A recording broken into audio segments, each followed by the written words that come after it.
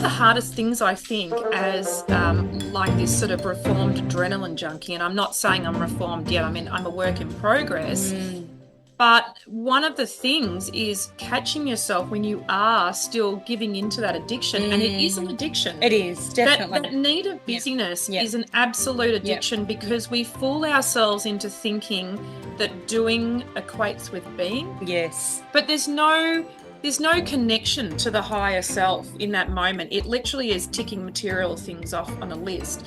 So what I encourage you to do is look around your life and look at where you get those moments where you start that habit of addiction again, and you find that, and so how you then break out of that. And just thinking about what that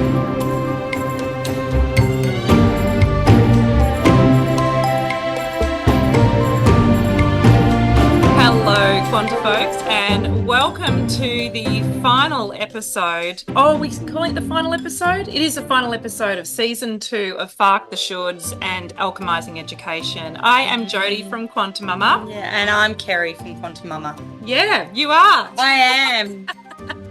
Rocking it. We are, and in fact, perfect segue. Thanks, Keza. You're welcome. Because today we are talking about rocking the holidays. Oh, yeah. I'm rocking the holidays, Jode. Well, you have adult children, so that helps. I've got one that's not there yet. No, true. Close enough. Mm-hmm. Close enough. He's like quite responsible. So why are we talking about rocking the holidays? The reason why we want to talk about rocking the holidays is that in Australia, probably a bit like our northern hemisphere cousins, we have a long holiday set that's at the end of the school year. And it's 6 weeks, but for us it's in summer, which actually kind of rocks. I would much rather live in Australia than anywhere else for the big summer break. And so we have this amazing break over the Christmas holidays as we get all the festive stuff. The kids finish school, they go right up to the end of the year and just before Christmas Day, and then we have off until essentially the start of February. Now, the reason why we're really keen to talk about rocking the holidays is that something shifted, and I was talking to Kerri about this the other day, but something shifted when we started homeschooling because I was always someone who, like, I had 4 at school for not very long, but I had 3 at school for a little while, and I would absolutely hang out for the end of the school holidays. It was almost like this anxiety that would hit me going into the Christmas holidays going, what the F am I going to do with the kids for 6 weeks? Because these kids expect to be entertained. Why do they expect to be entertained? It's what they're used to, isn't it? It's just, we have such big school years and, they're always in a routine and they're in a rhythm of the schooling environment. And so, they are used to being entertained at school. They're used to being in a scheduled, structured environment where there's always something happening. There's always something fun. Yep. Or there's always something going on. They have to be somewhere, do something, be ready for something. Yep. So I think there's a real challenge for many kids and parents around how to deal with not having anything to do, because I know even leading into the end of the school year, there's parents who are saying, oh, what are you doing on the holidays? Are you doing surf groms? Are you doing this activity? Are you doing this holiday camp? Yeah. Like, parents are feeling more scheduling involved, and they're kind of like feeling this, how am I going to deal with it? Yeah. How am I going to deal with these kids who are expecting and are used to Yes. having things on their plates? Yes. And I think that, there's always going to be a variety of parents. There'll be some that hang out for those holidays and go, that's great. I have these beautiful little children that I created from my womb that I now get to spend 6 weeks with. But seriously, I think they're few and far between, because the rest of us are like, it's not appropriate to drink at midday. So how am I going to get through the next 6 weeks with my kids, right? Hearing the I'm bored and all the other stuff that comes up. But there's a couple of things that I want to pull apart here. Firstly, I want to pull apart, we're so interested in parents programming. That's why we have a parenting program called Take the Leap, which is about transitioning to homeschooling if you want to, but it really is about deschooling the parent or deprogramming the parent, because our programming really is the thing that gets us in hot water with a lot of this stuff. It's not the kids. And then the other side that I want to pull apart is looking at this overscheduling of children or this constant entertainment, right? Which means that then you raise children that become adults that expect to be entertained and only feel this sort of satiation when they are busy, right? So they're constantly looking for external cues that they're okay, that all is well in their life. And they're not the adults we want moving into the future. We want adults that actually check in with their own set of instructions, that have their own internal guidance system, that know their own voice, and that know that stillness is as paramount to health as busyness is. Totally. The old tortoise and the hare. Totally. Yeah. Yeah. So the two parts, but where shall we start? I mean, I would really like to examine how we as parents put in, and I did this, right? For not very long though, because my stamina is very low with motivating myself with children, hence why I homeschool loosely. But I would really like to examine this momentum we have in society around making ourselves busy for that period of time. Like, I know that certainly our Northern Hemisphere cousins all, there's a majority of them that go on big holidays during the summer break and so forth. And so you replace this kind of work schedule that kids have with schooling with this really intensive holiday period as well that's away from home. So where is the defrag time? Where is the just recalibrating and sleeping into midday like for an impolite amount of time? Like where does that happen? I think just going on that, people feel really uncomfortable not having much to do. Oh yeah. I think there's a real discomfort in what am I going to do? What are we going to do? I think it comes also from the fact that we are comparing to a lot of other families, a lot of other people. We're going, well, they're doing this, so maybe we should be doing that. I think there's a lot of FOMO, the fear of missing out. That, well, gosh, what happens if their kids have that experience and my kids aren't doing that? Well, will my kids get left behind? There's that whole, sense of missing out in that regard. So I think that, we do get caught up in that need to be just constantly entertaining our children. But the real value, and I know for myself, the more I do this, the more I'm really grateful for it, is that going slower. It is having nothing to do in the day. Like, hello, Quanti folks, how many of you actually had a day where you've had nothing scheduled, and how did that feel? Yes. For many, it would be really uncomfortable. Yes. It's like, oh, what do I do with myself? And I think there's a lot of gold in that, because as we know, when you have spaciousness, a lot of other things come in. And I actually love the fact that when I don't have some things planned, that suddenly I can say yes to something that really does light me up. Yes. Rather than already having things so scheduled that there's no spaciousness for those other little bits of gold that just come flying in, and you go, yeah, I'd love to do that.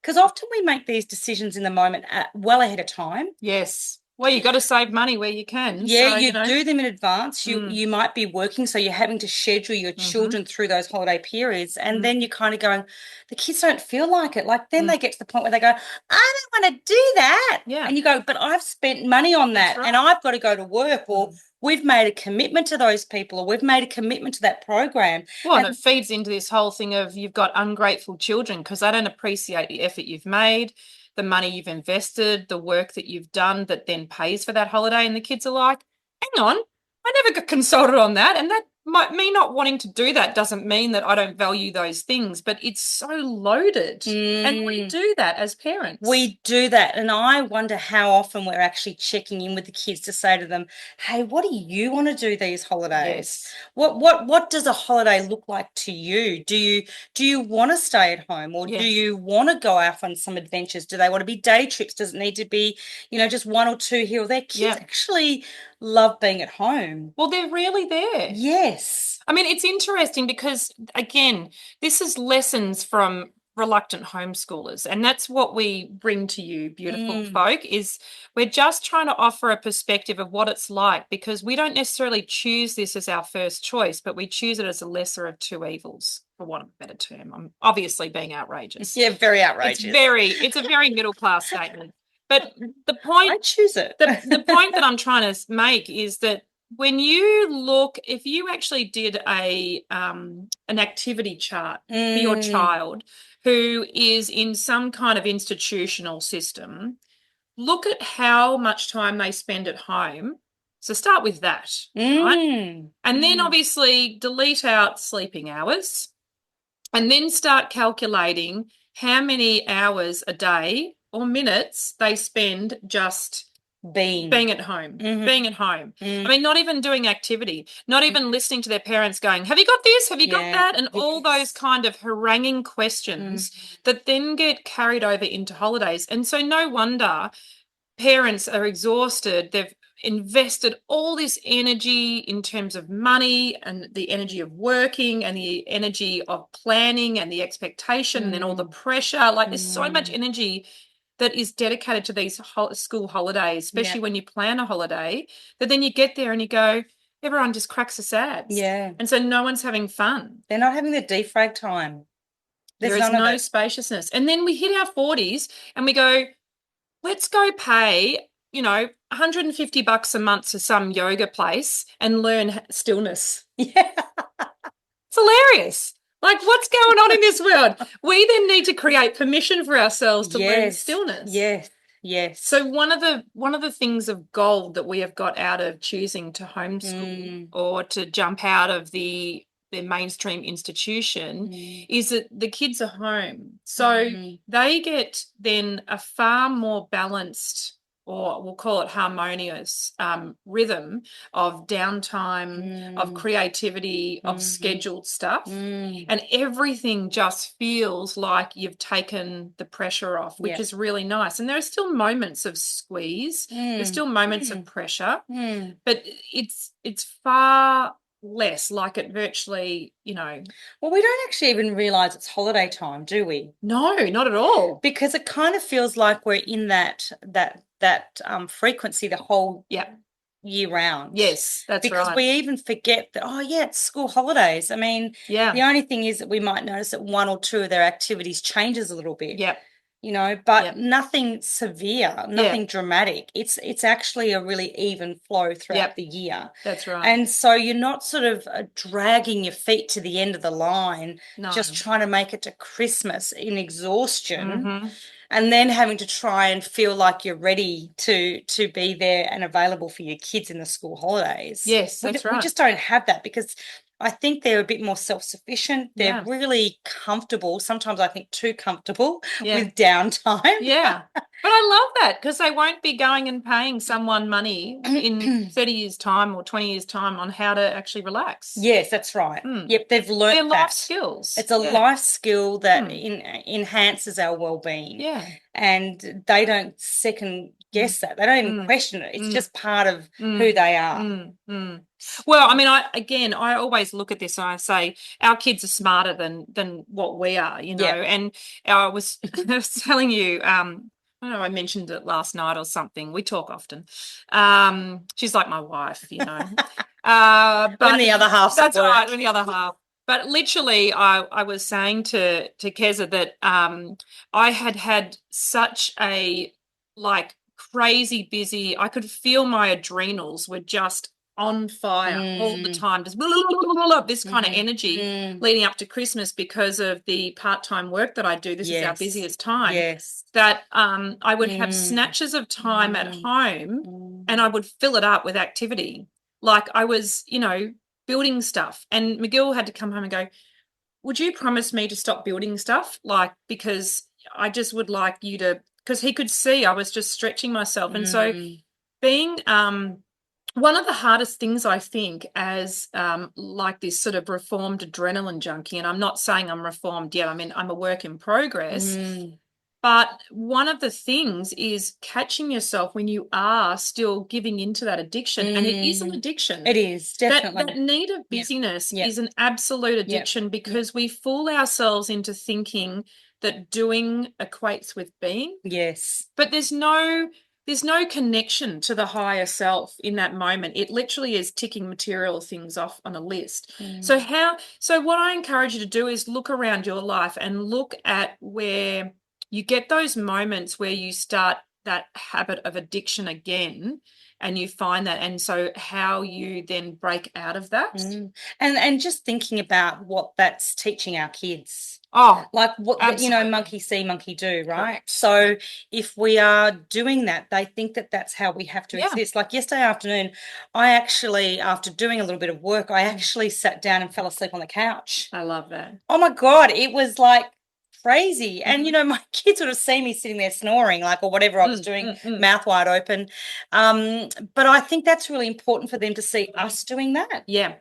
Because and yet I used to maybe feel guilty about that, but I actually reminded myself this was good for me. This is a moment where I could just stop and do nothing. Everyone else was relaxing around the house, so why wouldn't you can do the same thing? And in fact, I think often what happens, because of the ways our middle class society is set up, is that you would need to have some kind of serious medical condition to allow that permission. Correct. I'm so interested about permission in our society. Yes. I want to do a conversation on it, because it's so perverse in terms of how it affects all our decision making and the flow-on effect, and even not that I'm critiquing what you're saying. I think what you're saying is completely valid, but that the kids are calling me, of course. I'm just going to ignore them because you quanta folk are very important, and They you, are. QuantiMama Kerri, are definitely important. But the permission thing, and even that language around, it's really important I model that to the kids. Yes. But it's important for us that we model that to the kids, because we need to still create that permission. So even that framework is permission-based. Yes. I'm being of service to my children by having to sleep on the couch in the afternoon. Yeah, that's right. That's right. I mean, I didn't probably think that in the moment, but I was just thinking in reflection. But yes, you're right. This need to justify. Yeah. I just think it's a really interesting thing. And certainly being a should fucker starts getting rid of permissions in that sense. We start working out what our real sovereignty is, and I'm not talking about free citizenship. I'm talking about knowing your own voice. I'm saying living a life that is authentic and is, in alignment with yourself. It's not about hurting others, but it's certainly not about going with the, with the sheep and the tide of society that is not necessarily for our betterment. So that is a whole other conversation. So tell me, what are your school holidays looking like now? Well, I mean, they're just a lot more relaxed. They're just not, I'm not feeling this need to be entertaining them and to be, even questioning what they're doing. Like, I'm not even asking them, what have you got on tomorrow? Like, I'm just letting them go with the flow. I mean, so long as I know when I have to take my youngest, drive them somewhere, that's about the only thing that I really need to worry about. But I'm actually also finding that they're actually asking for family time. Yeah. So they're actually saying, hey, why don't we do this? So it's not even coming from me. Yeah. It's coming from them feeling like they've got, spaciousness for just creating that. And I just think everyone then gets to find their own flow. It's not prescribed. It's not dictated. It's just allowed for. And then how often I'm surprised by the fact that they then go, well, why don't we do this together? And I go, whoa, yeah. Do you feel like a successful parent then? I'm very successful as a parent, Jodi. You know that. Self-assessment markers of I'm winning. I need to tell someone about this because my children are asking for family time. Well, it's not just that that's something that I've valued. You do. Yeah. So therefore, the fact that I'm not asking them for that, it's just coming back to them. Yeah. It's kind of like maybe I've just pushed it so hard in the past. It's like, right, you will do family time now. That's right. And they kind of realize, oh, God, we better keep mum happy. That's and right. give her a bit of family time. Yeah. But I'm just letting them decide. And I think that's the most important thing, is that they get to decide what works for them. Yeah. And hopefully it works for all of us then. So we're all honouring what feels right for us in that moment. Well, society would tell you that kids don't want to hang out with their parents, but That is actually not true. Well, they don't want to hang out with their parents unless their parents are paying Well, or providing. yeah. Though that's what I'm saying is that most parents are kind of stressed in those spaces. So I think we naturally put that upon our kids, going, well, the kids wouldn't want to hang out with us anyway. Yes. And so we force this family time. But in fact, the kids love hanging out with us. They do, but they want the relaxed version. They want the post yoga meditation version of correct. Mum. Yeah. Correct. And when we are so stretched in the rest of the year, and we are so our adrenals have just been run dry. Yeah. Then it's very hard to give that. Yeah. Really hard to give that. I think for me, the school holidays now, I notice a difference because there's still some rhythms that get mixed up. You have a break from, certain programs, like the kids do ninja and they don't have ninja over the school holidays. And there are more school-based friends who are now available for plays. And so you notice a few of those kind of differences. Interestingly, like, my family insist on coming down and visiting us, and I'm like, we're here all year. Like, you don't have to feel like you need to come in the busiest time, because obviously we're down by the ocean. So it makes it a nice holiday destination. But I'm like, it's mental down here. I would not choose to be here. It's not the best time. No, it's not the quiet time. So there's still a few of those that get peppered through your experience. But what's really different is the kids don't have an intensity about them or a need to defrag. So there's no fallout. Like, it actually just is really cruisy. And I have to say, it's a really nice way to live. Like, I highly recommend it to people. So what happens is it changes, how we're feeling about our relationship with our kids. It means that you can not be so available to your children, because I think that when you work and you have your children at school, there's like this intensity to get all the time together, the meaningful time together. But part of that meaningful time is actually time apart. Yes. Time just relaxing and time perhaps being creative. And so we don't have any of that issue now. It's kind of like the kids just kind of go with the flow. There's no issue if I say, hey, I'm ducking out to do a podcast with my bestie. So the kids just go, okay, cool, see you later. No intensity whatsoever. And I love that for us. I really love that for us. And that's one of the most, I think, satisfying things. I think it's the power of what parenting can actually look like and what family relationships can look like, because that was absolutely absent when we were doing the normal system. So there's a lot of gold there. Yeah, I think just not having people exhausted, because as we all know, when everyone in a family is exhausted, it can just go all horribly wrong, can't it? Just everyone's emotions are heightened. Everyone's needs are extreme. And it takes a long time to get into that zone. I think for some families as well, the end of the school holidays, it's almost like they've just found their rhythm.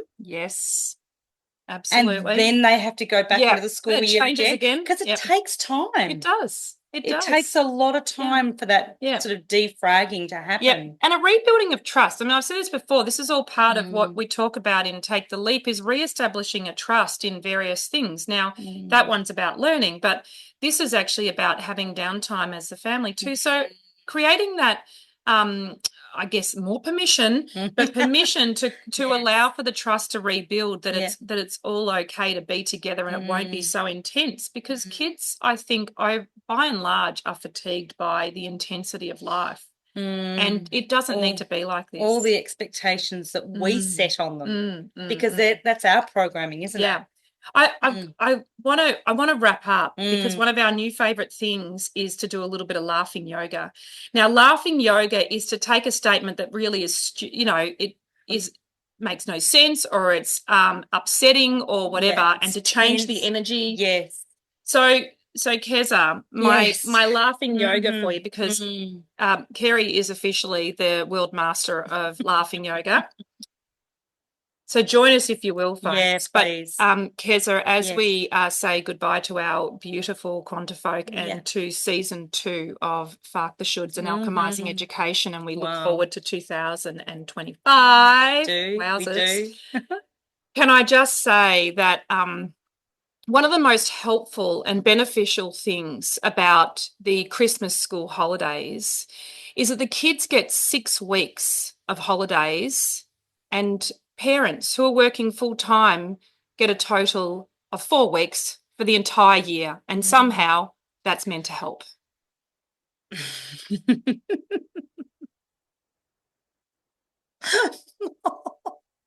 You look like you're crying.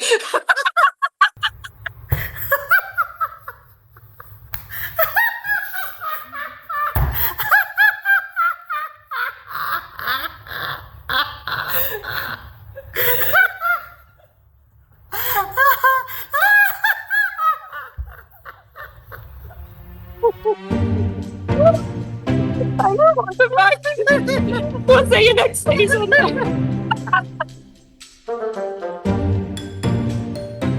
Beautiful Quanta folks. You know, at QuantiMama, we have a mandate that we feel so passionate about. We want and we are raising the community's vibration and frequency and consciousness through parenting and birth experiences. Such incredible, transformational experiences that will shape you as a person and are the very fabric of life. Do you want to find out how to high vibe your experience even more? Then QuantiMama is your place. Head there for the High Vibe Birth course, ultimate preparation for birthing. Head there if you want to re-engage your child in the love of learning for the Take the Leap course, which is a deschooling course for parents. There's beautiful mind movies, and obviously this podcast is there, and we are here to support you. So head there for all the juice.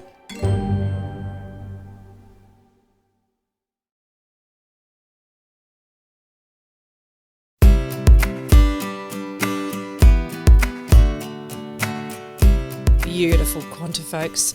You know, at QuantiMama, we have a mandate that we feel so passionate about. We want and we are raising the community's vibration and frequency and consciousness through parenting and birth experiences. Such incredible, transformational experiences that will shape you as a person and are the very fabric of life. Do you want to find out how to high vibe your experience even more? Then QuantiMama is your place. Head there for the High Vibe Birth course, ultimate preparation for birthing. Head there if you want to re-engage your child in the love of learning for the Take the Leap course, which is a deschooling course for parents. There's beautiful mind movies, and obviously this podcast is there, and we are here to support you. So head there for all the juice.